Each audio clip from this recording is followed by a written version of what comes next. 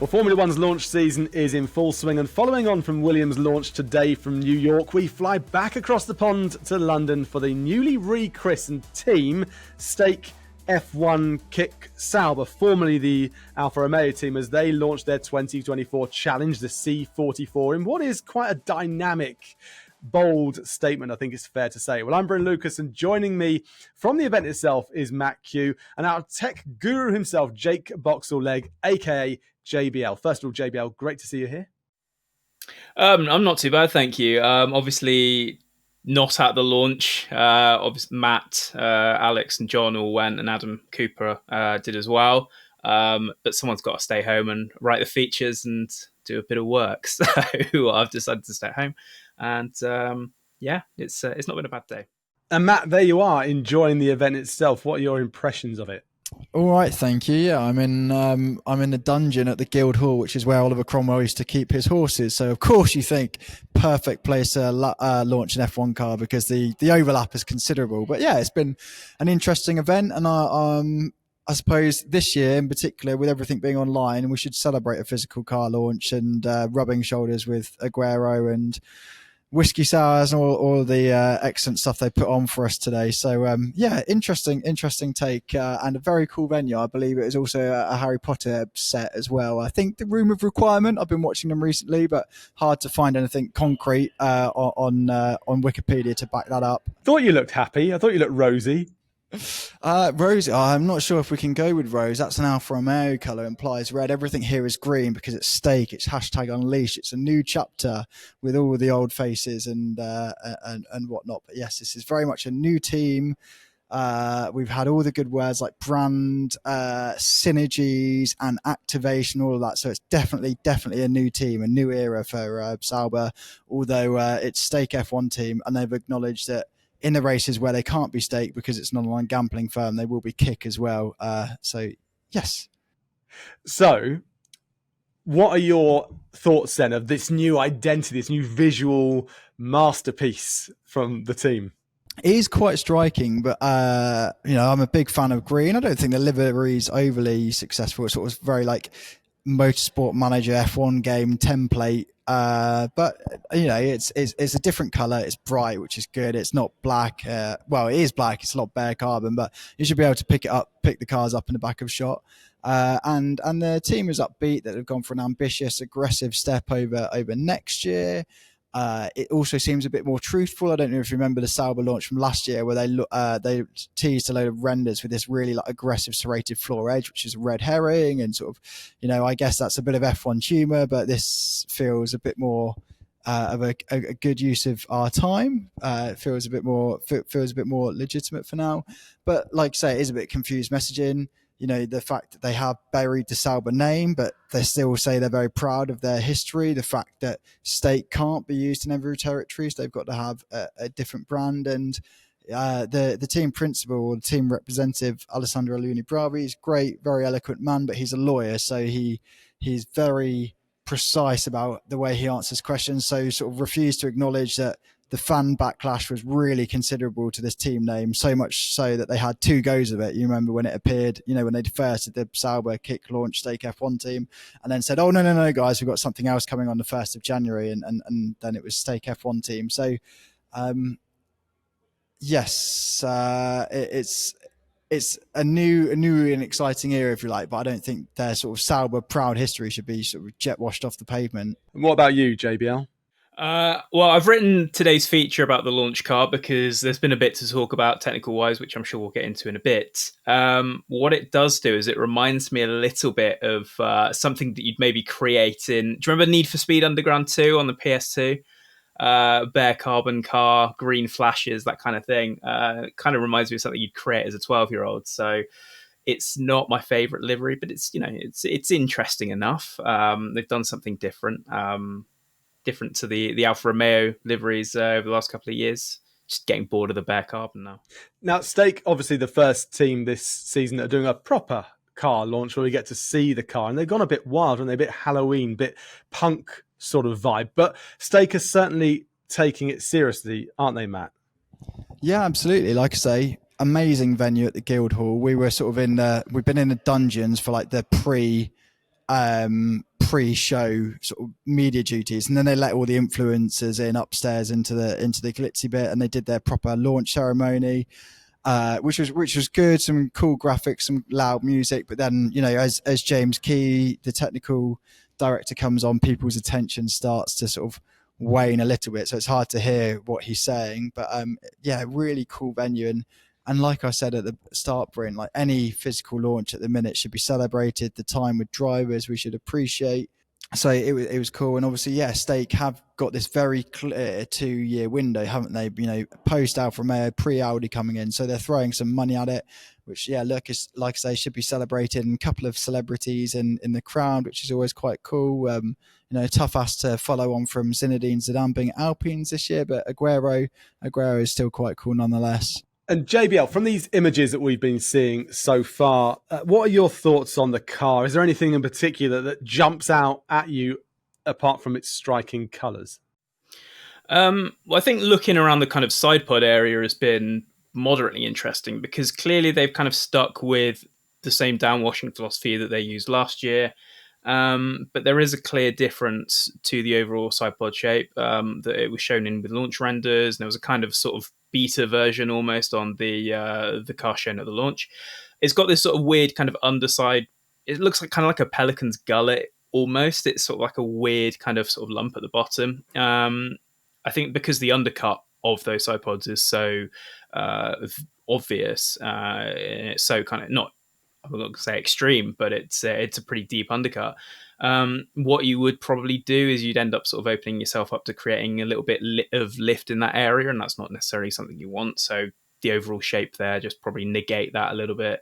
Make sure you're not getting any ill effects with airflow and stuff like that. And those side pods have kind of got that underbite to the leading edge, to the inlet as well, that kind of Red Bull pioneered a little bit as well. So there's some similar threads there overall. I think everybody's going to kind of go for that kind of shape, given that it was so popular, that given that the Red Bull concept has been so successful over the last couple of seasons. So there's some similarities there, but I also think there's a few things that they're hiding as well.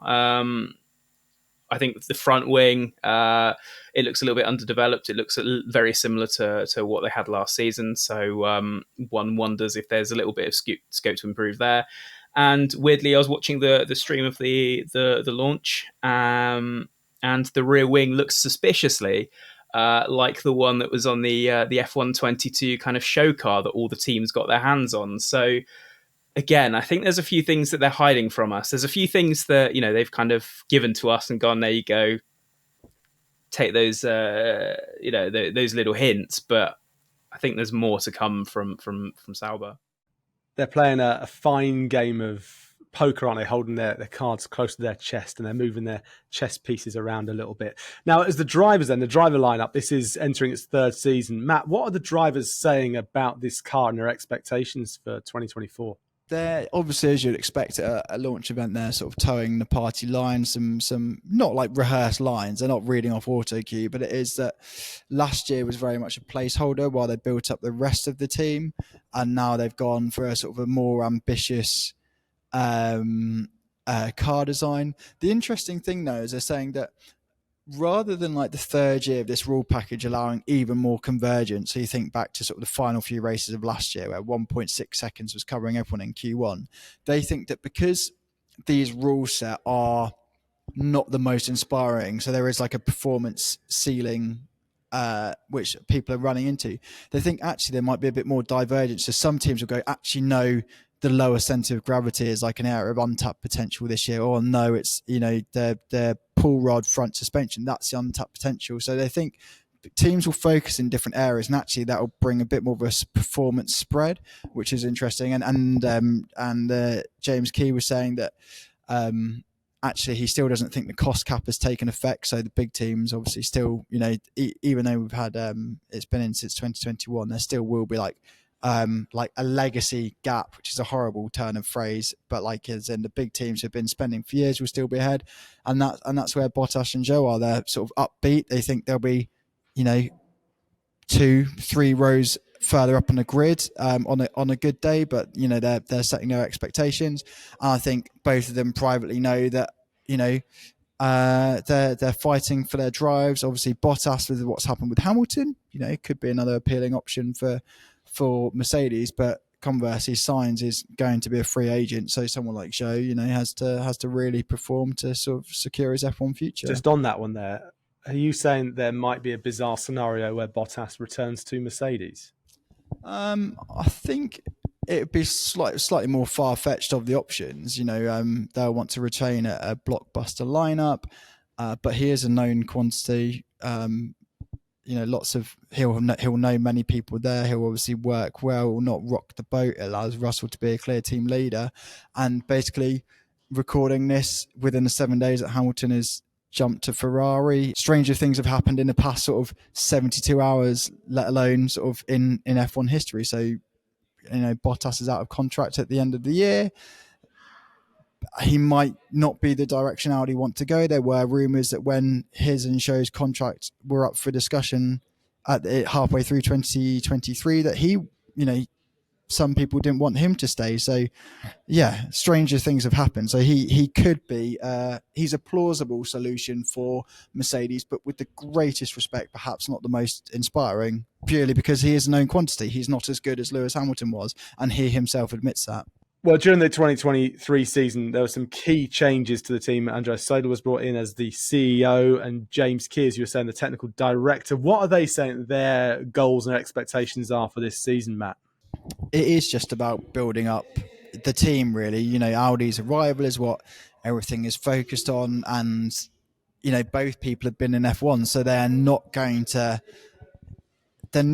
be sort of fall into the trap of going, next year we can win titles. They know it's a rebuilding process, and with less sexy things like CapEx, they know that they've got a threshold to invest in the team and build up the infrastructure, some of which we know at the Swiss site has fallen behind.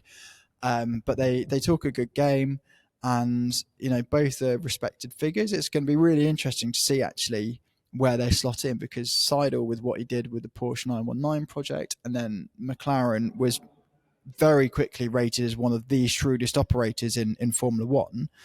But he's left. You've got Andrea Stella come in, who's sort of taken McLaren in an even better step. And then you've also got James Key, who I'm just going to check over my shoulder before I say this, but he obviously, arrived at McLaren with a really long lead time from when he was signed from Toro Rosso, but moved to McLaren with a fair reputation, not the greatest. McLaren did the recovery, the rebuild. They started climbing up positions, but then they obviously hit a plateau. Ricciardo and Norris were both complaining of a chassis with sort of fundamental handling problems. And then when Stella took the reins, he was the first person out the door. So his reputation needs a little bit of rebuilding as well. Well, as you say, they're definitely going to be looking for some form of improvement, aren't they, over the next few months. Now, in 2026, the team becomes Audi by name, and that means this next year or so, what are they going to be doing? They're going to be looking for this laying of foundations for the future, or is it going to be short-term goals, JBL? I think certainly foundation laying, because if you look at the next 2 years, they feel very sort of transitional, don't they? The Alfa Romeo kind of era is gone. We're now in this weird sort of hinterland of Stake F1 team, kick Sauber, cramming as many sponsor names as they can in to kind of pay the bills a little bit. And then Audi will come online in 2026. And that's the thing that people are excited about. I think people are maybe a little bit skeptical about it, given, Audi's track record in signing up to things and then bailing. But I think people are kind of excited about it all the same. So it's going to be really, really important to ensure that Audi is starting to invest, put the foundations in place at Hinwil, because I think although they have been historically very, very good facilities, the infrastructure might need a little bit of work. So making sure that the team is operating as a full factory team, that the team is on the level of investment that, let's say, a Mercedes or a Red Bull is able to put into its facilities, that's going to be the really important thing, because Audi isn't going to want to come into Formula One and make up the numbers. It's going to go there to win. And having the best people, having the best infrastructure, and having the best drivers in place, that's the only way it can do that. It can't necessarily chase success right now, but it has to put the foundations in place to deliver success later. Well, we teased earlier on, didn't we, about Bottas maybe going back to Mercedes. Just picture that world there. What about Carlos Sainz then? Are we likely to see him jumping into the seat in 2025 ahead of this changeover in 2026, JBL? I think it's one of his most likely options, to be honest, because when the team does eventually become Audi, it's going to want a top-line driver. And who's really available for 2026 and beyond? That, you know, they might have a look at somebody like, I don't know, George Russell, who will be available, but I think he's very much a Mercedes man. And I think of the kind of options that are out there, what better way than to get somebody that's, you know, won races for Ferrari, who did a fantastic job at McLaren and was a part of their revival and helped to build the team up when, you know, it was flat on its back in 2017, 2018. Sainz joined the team 2019, 2020. He was part of that revival. I think he would be a great asset for them. I think the other options that are available, I don't know if Mercedes is particularly likely alongside George Russell. Stranger things have happened. I don't know if that would be the natural fit or natural avenue for him. And suggestions that he'd been linked with Aston Martin as well. I don't really know who makes way for Carlos Sainz. I feel like I get the feeling Alonso would like to stay in case 2025, 2026, that's a potential championship winning car. And Lance Stroll, let's be honest, he isn't going anywhere. So for me, it seems like the likeliest option. And I think Audi would potentially make it worth his while financially to join the team. I think it would kind of make sense for both parties involved as well. So yeah, that's the way I see it. But, you know, I could be very, very wrong, and I probably am. It's just a long way to go, isn't there, before any of these deals are done? But silly season has already started, hasn't it? Finally, one-word answers. You can expand on it if you want to, but one-word answers if you can. Starting with you, Matt. This livery, hit or miss? Hit. Just, and I know you said one word, Bryn, but it's bold. It's not the best, but it's bold and it's different. It's something new and fresh, isn't it? You know, it's not a settling into a period of like car manufacturer Red Bull-y where it's rinse and repeat. It's something a bit different. So we should celebrate that. Well, that was the most tentative hit I've ever heard. JBL, what do you reckon, hit or miss? It's a swing and a miss for me. I think I'm just getting, you know, a little bit tired of the bare carbon liveries. It's weird because a while ago when, you know, let's just say, for example, the Jordan 191 back in the day, that was launched as a bare carbon car. I thought, oh, that would be really cool if that was raced like that. Everybody's doing it now. It's just, you know, it's a car they've not painted with some green bits on it. It's a no from me. Well, we shall leave it there. Thanks very much indeed. JBL, thanks a lot for your time and for your expert eye. Thank you very much for having me. I hope I haven't embarrassed myself too much. And Matt, thanks very much to you as well. Expelliarmus. I think that's the word. Absolutely. Very good, Bryn. Brilliant. I don't know any other spells to come back with you with, but I'll take that. Well, there you go. That's 3 down and 7 to go, including the big guns. On Wednesday, it's Alpine's turn to launch their car to show us their offering for something they hope will improve on a So-So 2023. Don't forget to hit that subscribe button and join us for all the rest of the launches and 2024 F1 season. Thanks for watching.